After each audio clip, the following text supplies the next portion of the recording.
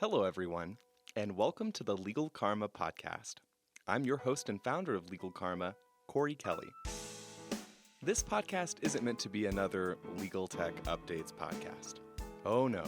During our show, we'll bring on a variety of legal professionals to unpack how they're leveraging tech to scale their social justice work and close the accessibility gap in law. We'll also feature other great tech leaders from the industry who are using their software for good. Because at Legal Karma, we believe tech is poised, and in our opinion, obligated to make an impact. We're glad you're here. To learn more about Legal Karma's mission, visit us at legalkarma.org/foundation. Now let's jump in. Welcome, everyone. I am joined today by Jessica Bednarz, the Director of Innovation and the Justice Entrepreneurs Project, or JEP, at the Chicago Bar Foundation. Jessica, welcome. We're so glad you're here. Thank you so much for inviting me. We're also joined by Robert Alexander, a criminal defense attorney and partner at Vanguard Advocates, who has participated in the JEP program with Jessica. Robert, thank you so much for joining us. Thanks for having me. I'm happy to be here. Great. Well, I'm looking forward to our conversation today on kind of the work at the JEP, but then also this interesting conversation on subscription law firms and how they work for just how different every law practice is. But before we get into any of that, I think the audience would really just love to learn a little more about each of you. Jessica, please just introduce a little bit about yourself and the great work that you do at the Chicago Bar Foundation. Yeah, thank you. So I'm Jess, and I'm the Director of Innovation and the JEP at the Chicago Bar Foundation. So basically, I oversee our legal incubator program, which is almost 8 years old at this point, which is really cool. And so that's kind of one bucket of my work. And then the other bucket of my work that pairs nicely with that is directing or overseeing projects that advance innovation of the practice of law.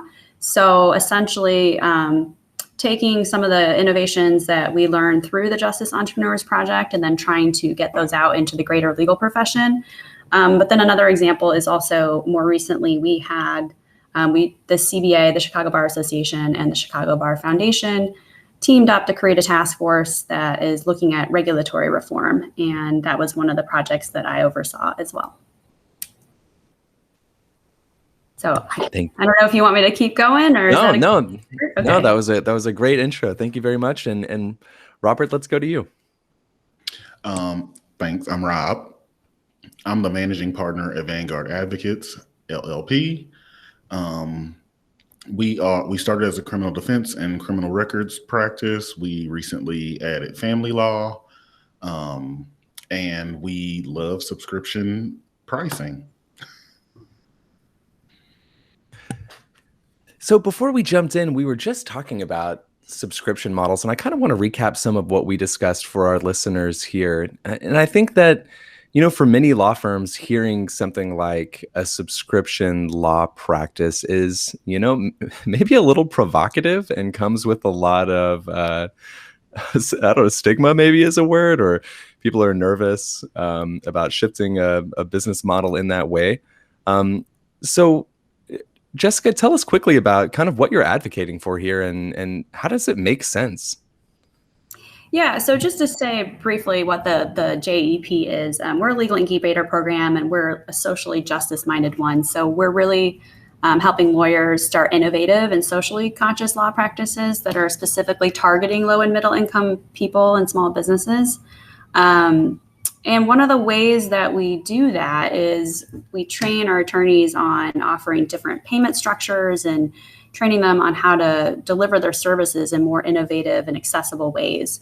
So, the subscription service is a great way to do that because, and I think we'll get into this in a second, there are a couple of different ways to go about it, but, they're typically limited in some way. And just by kind of unbundling the services, that in and of itself starts to make, services more accessible to more people who, there's a huge segment of the population that can't afford to pay for full representation, especially at current market rates.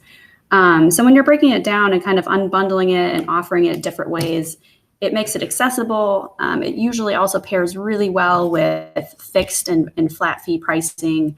We don't bill by the hour at the JEP because that's not helpful to budget conscious legal consumers who need to know whether or not they can afford, your solutions to their problems. So it also provides price transparency and certainty. And I think it just, there's also a bunch of people out there that maybe could pay for full representation or could pay for some services, but also just want to be more involved in their case or just have options. So I think it's also just very empowering to legal consumers. So we are advocating that more people do it, and we can get into the details in a bit, but I guess that's kind of a general overview. It's really, I think, a win-win for both legal consumers and for lawyers, which Rob can talk about. Well, that was a great transition. That's exactly what I was about to say. So Rob, you've actually implemented this at Vanguard Advocates. So tell us a little bit about that journey. And actually, was there ever a point where you were billing hourly and then made this transition? And if so, what was that like? So we never billed by the hour because our law practice started in the JEP. So we were always wondering, like, how do we price these things? We started off basically doing strictly flat fees. But we quickly learned that, like, if you don't charge a high enough flat fee, resentment comes into the picture and you're holding on to cases that you haven't charged enough for. And that's not a good feeling for your clients. Also, you feel overworked and underpaid, which means that, you kind of suffer from burnout. And I mean, we had only just started the practice, so we certainly didn't want to burn out. So, going through the pricing trainings through the JEP, we learned about subscription pricing. And my view of subscription pricing at first was very much in line with like Legal Shield or that sort of thing. Like, you pay me a certain amount of money per month and I answer so many questions, or I show up to so many court dates or whatever.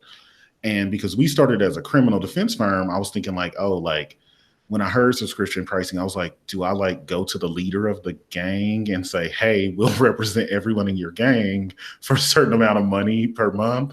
And I just thought that would be, kind of dubious. So I wasn't really interested at first. So we only did flat fees. But once we started getting more serious criminal cases that were going to take longer time, and this is even pre-COVID when we, cases would take like a year or two. So it's like, do I charge this person like $5,000 flat? And then I might be on this case 3 years from now when that $5,000 has already been spent. Or do I charge a flat fee down to get started and then bill them a certain amount? Like, how do we do that? We knew we didn't want hourly pricing because we didn't think it was fair to us. And it also isn't predictable. And we really wanted people to understand what we were charging. So we started with, a court appearance fee. That didn't really work because clients really think that they're paying you to show up to court. So we decided to switch to a monthly fee model. And that's been really helpful for my clients because they can actually do the math. Like, can I afford to add like another bill of $250 to my monthly budget? Some people can, some people can't. Some people are willing to like work a couple hours overtime to afford the legal fees, but that way they actually understand what they are paying. And it also makes it to where we can haggle over what services we give. You might just want coaching because you don't want to pay $350 a month. Okay, if you just want coaching and want me to review something, cool, we can talk about $150 a month or whatever.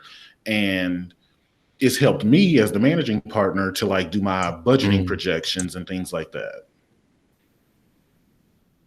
But I don't know if you want me to go into that like right now or later. No, that's really interesting. So, and I know that maybe this is a little bit of a tricky question because, Rob, have you ever worked at a law firm outside of your partnership at Vanguard Advocates? No, because I always thought that hourly billing was weird and unfair. So I just never wanted to pursue that. Well, so I have a question that I think so I think everyone on this line is really like access to justice minded. And so a lot of this is, just is right and makes sense. And I think that I really resonate with like this hourly billing is kind of mystified and you never know what your bill is going to be. And that's really nerve wracking, especially when you're talking about your liberty and like being able to afford access to justice. It's kind of similar feelings that you get when you talk about healthcare, like you're talking about your life here. But I mean, I think like the heart of the matter here is, do subscription law firms make as much money as hourly, as law firms that build hourly? And I don't know, Jessica, open to you too. And I'm curious to your thoughts there. Like, is this just as profitable? Because, and I'll preface that question with, access to justice is, a cocktail with tons of ingredients, and pro bono is an ingredient. More affordable services are an ingredient. But I think a real part of the conversation that we can't ignore is incentivizing law firms. The money has to be there, especially when there's so much opportunity to maybe get that money somewhere else.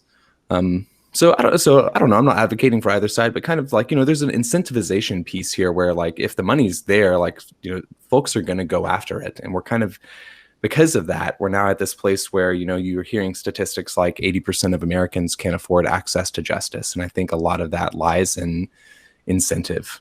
So what do you guys think about that? Yeah, I'm happy to start, and Rob definitely add on. I should start out by saying, subscription fees and even incubator programs like the JEP are not going to solve the access to justice problem. I think there's always going to be a segment of the population that sits right in between legal aid and what we're trying to do, and who have complex issues, and or they don't have the capacity to do any of the work themselves, that cannot probably be served by private practitioners. I think that's going to have to be some sort of hybrid model. There's going to need to probably be some legal aid funding involved in that in some way. So just getting that out of the way, we're not proposing that subscription fees or anything else is going to solve that problem. But we do think it does actually help a lot of people who are in the middle, kind of the middle income market. I think there's a lot of opportunity to help people who either currently can't afford or just think they can't afford legal services because they don't have access to transparent pricing. So to go over to what you really asked, though, the attorney side, I think there's tremendous opportunity for attorneys to build valuable or profitable practices around this. Perhaps this subscription service, either as a payment model or as actually like a service where you're, offering X, Y, and Z, features, if you will, or elements of value. I think there's tremendous opportunity there. And what we really try to do within the JEP, and another reason why we try to get away from the billable hours, we just try to start with, what is valuable to legal consumers, because that's where you should be starting. You should be starting there and then working your pricing to you, not the other way, which is what most of the legal profession does. Or honestly, frankly, I don't think most practitioners have any sort of legal pricing strategy that is in any way rooted in any business principles. I think it's like, well, what does this person charge? They have the same amount of experience and they're in my community, right? So you have that, and then I think you have a group who are I think trying to be probably more business savvy and are looking at their costs and just adding that up and adding a profit on top. So like cost plus pricing, which, okay, that probably allows you to have a more sustainable practice, but it doesn't have anything to do with the customer. And at the end of the day, the customer is the person who defines value and price. So just getting that out there. But once you do that, like in customers too, legal consumers, this is how the rest of the world operates now. It's not like 5 years ago where a subscription service would be very foreign to people and they wouldn't really understand what that means. I think most of the population understands what that means and they want that. And I think they expect to see that in the legal profession. So when people aren't providing that, I think there's just a misalignment there from the beginning. But again, if you're looking at it from the legal consumer perspective, there's just so many opportunities. You can mix and match things. Again, it just depends on their needs, but there's just so many opportunities. And I think it can be a great way, depending on how it's arranged, to kind of supplement services that firms are currently offering and sustain them in some way. Because if it's, what we've talked about and what Rob does is more of a payment schedule and it's more litigation focused, but in a transactional setting or even in a family law setting, which obviously involves litigation, there's still opportunities there to develop subscription fees.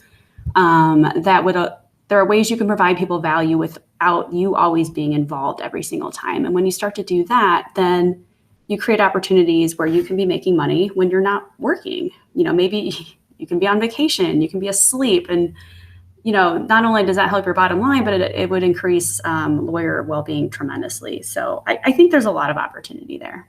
So Rob, I'm going to let you chime in now. I think it is important to look at this from the perspective of the practitioners. Of course, we're providing a service, so we need to provide value to clients. But I never wanted to be one of those attorneys who was working 100 hours a week or anything like that to try to make a decent amount of money. I also didn't want to be dirt poor, so I needed to come up with something in between. And I really think that the subscription model makes it really easy to run the practice and to try to ramp up. Because, when I'm going over the numbers with my law partner, we can project out okay, we got 7 divorces this week. Okay, we know exactly how much they're going to pay every month, and we'll project out 6 months, and so that lets us know what revenue we can expect in the next 6 months. We can plan, we can decide, okay, we can afford to hire staff to do some of the more, not some of the other work that doesn't require our skills, which again goes back to quality of life for attorneys. But it also allows you to see the profits and make the profits that you need. I really don't, and I just never really understood the billable hour and why anybody would sign up for that. It's not good for the attorneys, because you're working yourself into the ground to try to meet these numbers that you set. Your client sometimes doesn't know what they're paying for, so they're signing up for things that they could never possibly afford, but they feel like they need it, and then that can lead to a breakdown in the relationship, and it just seems like it's unnecessarily difficult. And a couple of clients, of my early clients, they were always shocked when I wasn't offering them an hourly rate. They would ask me, "What's your hourly rate?" I didn't have an hourly rate. I didn't know what to say to them. I was like, "I don't have an hourly rate. I don't charge that way." And I would explain the pricing and how we came up with it and things like that. And they would say, "Oh, okay." And a guy called me the other day for a divorce. He's a college educated man. He can pretty much fill out the paperwork and get it filed, and his wife is in agreement. So they don't really need me to do the full divorce, but he just wanted some legal expertise to understand what was going on. So we came up with a limited scope agreement and a monthly fee. And so over the next few months, I expect to make this much money, and he'll get to ask me questions and get me to look over his documents. And so that worked for everybody. He could afford it. He knows exactly what he owes me every month. I know what I'm expected to do and what I can expect from him. And we don't have to worry about anything. What really struck me from both of y'all's responses was kind of this message of lawyers aren't trained to be business people. And I agree very much with kind of the artificial value that comes with this billable hour model. It's kind of really rooted in nothing, and also incentivizes lawyers to do more work less efficiently so they can bill more. And it kind of is a real disconnect. And I think, to what you said, Rob, we can really burn your clients. Something I was really struck when I kind of entered the legal industry, really struck by, was how this number, this huge 80% of people who need help can't afford it. That number is, to me as an entrepreneur, I hear that number and I see opportunity. And I think that that's maybe some of the incentive that law firms aren't quite tapped into yet. Is a huge addressable market. And I think that might be where some of this logic is coming from. And actually, I wanted to kick it back to you, Rob. Have you noticed more customer acquisition, or, what is it like when you tell people, like, because obviously I think people look at, they look at options when considering law firms, or they kind of see things that are out there. So do you find that it kind of helps customer acquisition to share that, this logic, like, hey, you're going to pay this upfront fee, and then also there's going to be, these are the monthly fees after, there's no surprises. How has that been with customer acquisition? I think it's helped greatly, just because when we offer like a flat recurring fee that happens every month, clients really feel comfortable, reaching out to me, because they're like, okay, well, I'm paying him every month. I don't have to worry about, is he going to charge me for a phone call? Is he going to charge me for reading this email? No, like, let's talk. Like, tell me the information that I need. Reach out if you have a question. Let's work together. And so I think that beyond like just during the consultation, when I explain the pricing and everybody's like, oh, okay, I can definitely afford that. Because of the ability to build a relationship with the client, and they're not afraid to reach out, it's helped our referrals shoot through the roof. Like, we used to get most of our referrals from the JEP. Now we get a lot of clients just from word of mouth from our other clients. And a lot of clients like specifically bring up like, oh, I heard that you don't like bill by the hour, like you'll work with me. Like, I don't really see it as a payment plan, but they see it as a payment plan. So we're on the same page, and here we go. And I don't know, I just feel like it's made me more comfortable being an attorney and doing this practice, because I can see a steady flow of income. I don't feel the worry of like, oh my God, are we going to meet payroll? Are we going to be able to pay the rent this month? Because I can project out. And so that puts me more at ease and makes me more accessible to my clients. I'm not hounding them for money. They know the bill is coming. They know that they need to pay it. And it's just not acrimonious.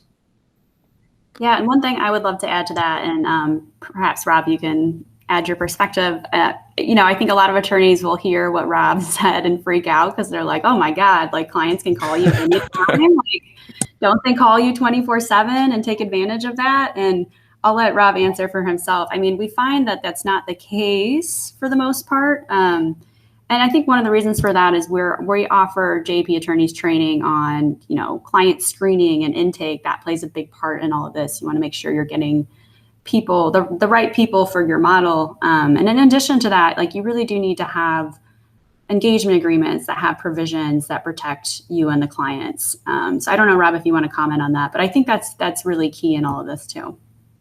Yeah, I mean, in our engagement letter, we recently changed it. We used to say, oh, you'll get a response in 24 hours. We've changed that to like 48 hours. And I also just explained to my clients during the consultations, like, hey, I'm offering you this affordable price so that you can afford legal services, but you're also not my only client. I have several other clients, and you can't just call me every 5 minutes. And if you do, that's fine. I'm not going to answer, but it's all about setting expectations. And that's not really a problem for me, like, because I've agreed with my clients on what the value is. And so they're like, okay, you will answer my questions. You may not answer the phone right now, but I'm definitely going to hear from you. I might get an email in response to a voicemail, but you're going to get a response. But my clients also, I think that just because we discussed what it is that they're getting, they don't have to do much guesswork. And so I don't get a lot of people who want to call constantly. Like, that's just not been my experience. But I also explain to my clients that I want them to participate in their cases meaningfully. And so, like, I will ask them questions and I'll give them time to respond. They give me the time to respond. But also, you just have to, I think it's all about setting expectations in the engagement agreements, but also just when you're meeting with your clients, let them know, like, hey, I'm not going to be in the office, or I'm not going to be available between these hours. You can call me these hours. If you leave a voicemail, I will return your call. I just think that we have to stop we have to stop building these artificial barriers between people. Like, we're all people. Let's like act like it. Yeah, I totally agree with you, Rob, on setting expectations. And there's so many opportunities to do that. The ways you just described, the initial consultation, it could be on your website. It could be, in some sort of welcome packet that you send to people afterwards, in the engagement agreement itself.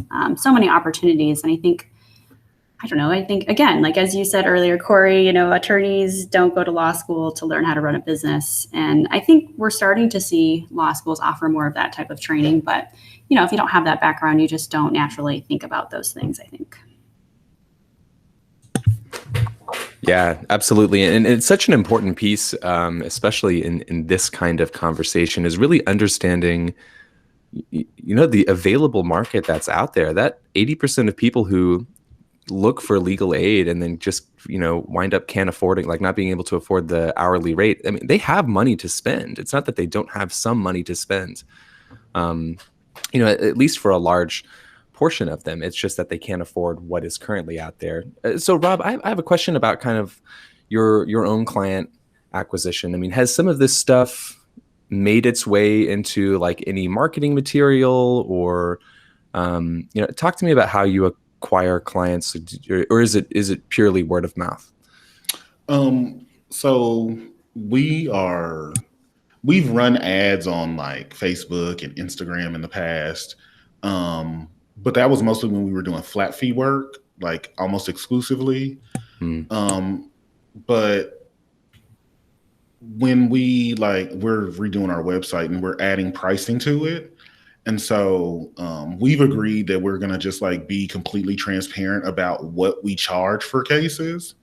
Like we have different tiers of divorces. Like if it's uncontested, your flat fee is this, and then monthly it'll be this, and all the way up to the most complex divorces. And we're just going to lay that out there, and so people understand like what it is that they can expect to pay, because it makes it easier for us if we already know what to charge someone. It makes it easier for us if people know what to expect. And we do a satisfaction survey once a representation is over, but we've also started doing questions like during the consultation to ask what made people choose us and things like that. And a lot of people are like, I've heard about your pricing and how you work with people. People have said like, I've looked on your website and I saw how much you charge, and I like that I understand what I'm paying for. So I think it's very important for us to like be transparent. I know that lawyers generally don't do that. Like, you don't want to say like, oh, I charge this much for something, but it just makes my life so much easier for them to already know what I charge. I think there's a real, market out there for people who know they can't afford these services, and also kind of maybe have a little bit of a resentment, and maybe have like worked with law firms before and have paid the really high prices. I mean, I've certainly heard, levels of resentment about that from just friends of mine in my own life. To me, like I hear this about like a, subscription model like yours, and I would know exactly what I'm getting from the very beginning. And that makes me feel good. That makes me want to work with your law firm.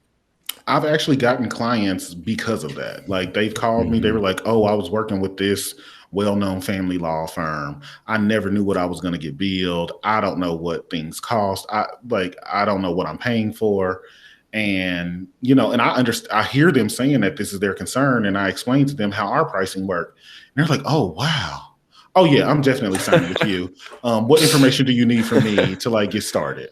I experienced that a lot. Especially since we've started incorporating family law into the practice. In criminal law, I think people generally expect like flat fees and things like that, or an hourly rate. But also it's criminal law. There's not like a lot of pushback on pricing, because people are like, I need to get out of prison. I need to get out of jail and avoid prison. Like, charge me whatever. Yeah. So. Yes. In entrepreneur world, we call that message product market fit. So exactly. I think there's really something there that people resonate with, and I'm consistently surprised that there's not more law firms jumping on board with it, because the tech companies are. I mean, you're seeing lots of things like, Hello Divorce and Trademark Engine and these like, riffs on LegalZoom that are basically like just document automation where they go through and ask you a series of questions and at the end, file something for you or produce something for you. And, that kind of leads me into another question. Jessica, Rob is, very litigation centric. What do you do for your more transactional centric attorneys that go through JEP or in regard to subscriptions? Yeah. So, I'm trying to think even what the breakdown would be. We definitely have quite a few transactional attorneys in our program, and small business and estate planning and probably other areas too. So with them, it can look a lot of different ways. In the small business world, like a good example would be an of counsel service, where you could charge your client X number of dollars a month. And for that, you're kind of this outside counsel and you'll provide XYZ services, whatever that could be. That seems to be pretty popular and catching on, which is really good. It could be also things though, like, and this could cut across a lot of different practice areas, including practice areas that involve litigation. Like another example would be creating a suite of self-help services and maybe forms and, again, add in whatever you want. It could also be like a monthly educational workshop. It could be so many different things. And for that, for X number of dollars a month, as a legal consumer, you'd have access to that and you could either, do something on your own. You could learn how to incorporate on your own. You could, if you have a basic will, perhaps you learn how to do that. And then it includes like an attorney review. So there are a lot of different ways that people can use a subscription service in a transactional practice too. It's just, I don't know, I get really excited when I think about it because there's so many options and we're doing our best to, increase our training on this type of stuff and get people like Rob who are doing things to share with others and increase the enthusiasm. And I think the reason we don't see more attorneys doing it, we're starting to see it, I think, slowly.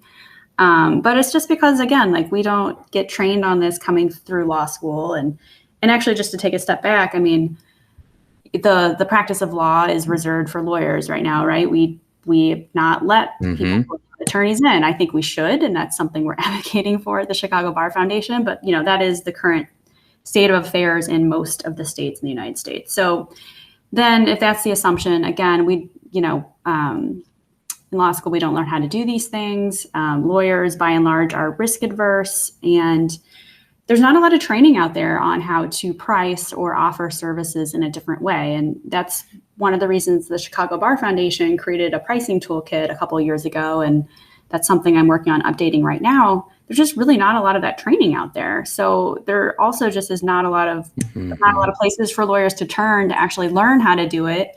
And if they don't have that, then, I understand sometimes why they might just then fall back on the billable hour if they just don't understand any other way to do it. The legal industry is really interesting. And to me, it's always about incentive. And I think especially in this conversation, just a passion or interest in access to justice is, like I said, an important ingredient in that cocktail, but really moving the needle, I think, would be incentivizing the law firms to lower their prices or to make their prices really crystal clear, like Rob does. And I think, going back to like lawyers aren't business people, and the legal industry is unique in the fact that you go to law, the story for, I think most are you go to law school, you exit, and, maybe I think sometime in year 2, you get some sort of internship, and then you do year 3, and then you go on and you get your first job. But there's kind of this cyclic training in culture repetition that is, you go to a law firm that has been built and led by lawyers who never went to business school. So everyone is just kind of like constantly trained in this current existing way of thinking. And there's no like way to break that cycle, because the only training that you get as a young lawyer is from a lawyer who was trained by another lawyer who didn't know, anything beyond this billable hour model. It's hard to try to really break that. And I think that you're absolutely right. Letting business owners into ownership of law firms is really going to be the push that's going to come to shove. And I think, and that's what I'm betting on at Legal Karma is that's going to be the big shift that happens. You're seeing it in a big way in Arizona. Lots of other states are looking at that. And, when all of a sudden LegalZoom opens up a law firm next door to yours, but they've got, tremendous technology and, a lot of things automated, and they're able to offer these subscription unbundled services way cheaper than you are. Oh, and, uniquely now, because UPL concerns will be out of the way, they'll be able to actually review the documents for you. So there's no need to go into an outside law firm partnership. And I think that is the real incentive that maybe in the next 5 years we'll see come in the legal industry that will really force this subscription model into front and center. Will just truly be a conversation of pushes come to shove. Yeah, there's so much opportunity, and we definitely need more people involved. I mean, I remember being at the Clio Cloud Conference a couple of years ago and seeing Mark Britton give this really great presentation on, I can't remember what it is, lawyers are on Mars and business people are on Venus or something, and how do we get more lawyers to, Yeah. Where the business people are. And, I do think we need to continue to increase our business training within law schools and post-law school. But in addition to that, and probably more importantly than that, as you said, we need to bring other professionals, other allied professionals into the profession and allow them to work in it in a meaningful way. And I think there's just so much, I think a lot of people look at that and they're like, well, these other allied professionals, oftentimes I think they think of tech companies or, it shouldn't be just them doing it. And no one's proposing that.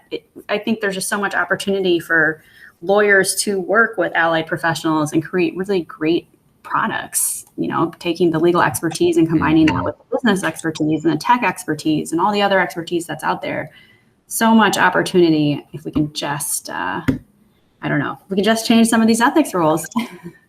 Well, and I have one last question for you, Jessica, and that was about you started this conversation with, and I might word this, please correct me. I think you said you were working on like policy changes through some sort of maybe task force that you were part of. I was just gonna tell our listeners about that. And what was that comment about? And does it have anything to do with subscription models for firms? Yeah, so similar to some other states, most notably Arizona, Utah, California, the Chicago Bar Association and Chicago Bar Foundation formed a task force about a year and a half ago at this point. And, we were doing similar things, looking at regulatory reform and how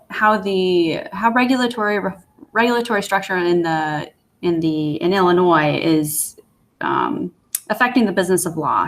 As we've talked about this whole time, we have kind of this market failure with respect to consumer legal services, and just examining that and looking at the data and just thinking creatively about how we can solve that problem. And the sole piece isn't just regulatory reform. A lot of other things contribute to that. Like, for example, as we see in the pandemic, remote appearances has helped tremendously. And I think there's a lot of opportunity to improve the court system, for example. But there are a lot of different pieces to the puzzle. But one piece that had not been really explored by anyone until the past couple of years is regulatory reform and really re-examining our ethics rules. And I think a lot of people understand that our ethics rules regulate the practice of law, but they don't understand and realize that they also regulate the business of law, which is weird. And really kind of holding us back. So we organize a task force, again, similar to other states, 50 plus legal professionals across a variety of backgrounds within the legal profession in Illinois. We also had a national advisory council where we could draw on experiences from other states that have kind of come before us. And we produced a report with 11 recommendations. So our examination, I would say, was a little more expansive than some of the other states. We definitely hit on some of those key areas that they are exploring. But in addition to that, we did recommend some other things that do tie to subscription fee services. So for example, in Illinois, we have Rule 1.5, which I think is modeled after the ABA Rule 1.5 that has to do with fees. And there's nothing in the rule that says you have to bill by the hour, for example. But there's also nothing like making it super clear that these, other billing models are acceptable and should be accepted within, the courts. So, for example, one recommendation was we proposed a comment that would make it very clear that these other business models that are based on value and not on time and the billable hour, those are acceptable. And then we list out examples of what those could be. And one of them is subscription fees.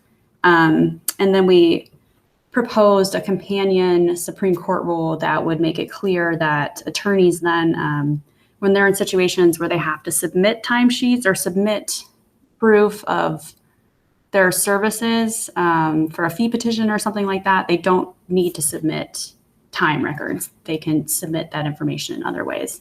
So that's just a small example. Great. Okay. Well, folks, I think we're getting a little close to the end of our time here. But I want to turn it back to both you and Jess and Rob. Is there anything we didn't talk about today that you guys wanted to make sure that we covered, or any last things you'd like to say? Well, going back to the discussion you all were having about the changing of the legal profession and expanding access or entry, one thing that I'm working on as the leader of a law firm is just changing how law firm leadership works. Because generally, like, a law firm is just a collection of attorneys with like the managing partner having a whole bunch of responsibility with like very little power to force people to do things. And I'm trying to understand, like, I'm looking at businesses outside of the legal profession to think more of like, okay, I kind of want to be like a law firm CEO. What does that mean? The partners would have to cede some control, so that I can run things day to day. They'd have to just agree, like, okay, we are not like, what is it called? We're not like a bundle of sticks. We are an organization. The law firm is like a business and not just like a place to like show up and do legal work. Like, we have business structures, things like that. And I think that also, and I think that because of like not doing the billable hour, that's giving me the space to think in that way, where it's like, okay, the managing partner maybe shouldn't have as many cases as everyone else, but they still bring value in a different way. And because we think about the value that we bring to our clients, it also makes me think about the value of my work to the organization. I still think I should be compensated like every other partner, even if I don't have as many cases, and I just think that that's important for us to delve into as we think about changes to the practice of law. Yeah, and I just want to, continue to be somewhat of a cheerleader and really encourage everyone to just give it a shot and start small. We're not asking anyone to completely transform their practice or their process overnight. Just start with something small. And if you're not sure where to start, feel free to reach out to us. I'm happy to connect you with people and resources. That's what we do at the CBF. So I just encourage you to give it a shot and be open-minded. Thank you both for joining today. This has been a really, really good conversation. So I sincerely appreciate you bringing your passion and your energy and your attention here and unpacking this with us. This was really good. So we'll wrap here. And if listeners want to learn more about you or just connect with you, what's the best way for them to do that? For me, you can go to vanguardadvocates.com. If you want to, you can email me, robert@vanguardadvocates.com. Yeah, and for me, you can go to LinkedIn is probably the easiest way. It's just Jessica Bednarz. And then I guess probably through the CBF website as well. Wonderful. And if you're a first-time listener here, welcome. We're delighted that you tuned in. If you'd like to learn more about Legal Karma's products or foundation, please visit us at legalkarma.org. And if you're interested in being a guest on our podcast and sharing more about your great work, you can always reach me at Corey, that's Kory, Corey at legalkarma.org. Thanks for tuning in, folks.